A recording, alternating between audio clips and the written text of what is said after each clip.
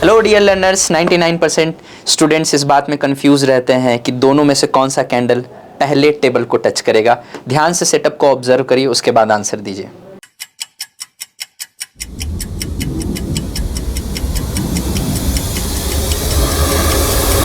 हाँ, तो dear learners, आप लोग सोच रहे होंगे कि छोटा वाला कैंडल जो है वो टेबल को पहले टच करेगा।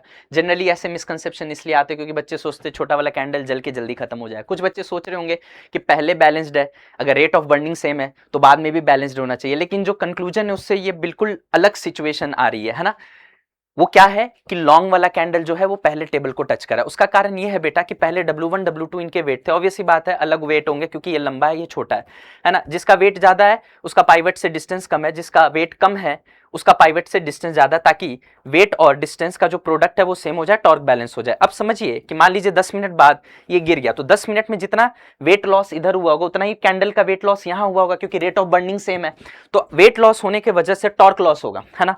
तो हमने W1 minus x into L1 कर दिया, W2 minus x into L2 कर दिया, मतलब दोनों के नए टॉर्क निकाल दिए। अब यहां पे ध्यान से देखिएगा तो W1 L1 W2 L2 तो पहले से सेम था, लेकिन आप ध्यान से समझिएगा X यानी जो कैंडल जला है वो भी सेम है, लेकिन L1 जो है वो छोटा है और L2 बड़ा है, इसलिए XL1 जो होगा वो छोटा होगा और XL2 बड़ा होगा। इसका मतलब यह है बेटा कि इसमें जो लॉस ऑफ टॉर्क हुआ है वो ज्यादा हुआ है और इसमें जो लॉस ऑफ टॉर्क हुआ है वो कम हुआ है, जिसके वजह से शुरू में टॉर्क बराबर था लेकिन इधर लॉस ज्यादा होने की वजह से नेट टॉर्क इधर आ गया और ये वाला कैंडल ऐसे गिर गया, है ना। तो ये एक बहुत इंपॉर्टेंट कॉन्सेप्ट था। आप इस तरह के क्वेश्चंस PYQ में देख सकते हैं, चाहे नीट के हो या जेई के हो। तो इस तरह का practical life situation based question आपके आने वाले एग्जाम में भी आ सकता है। अच्छा प्रॉब्लम था, प्लीज लाइक करिए, सब्सक्राइब करिए और शेयर करिए। Thank you.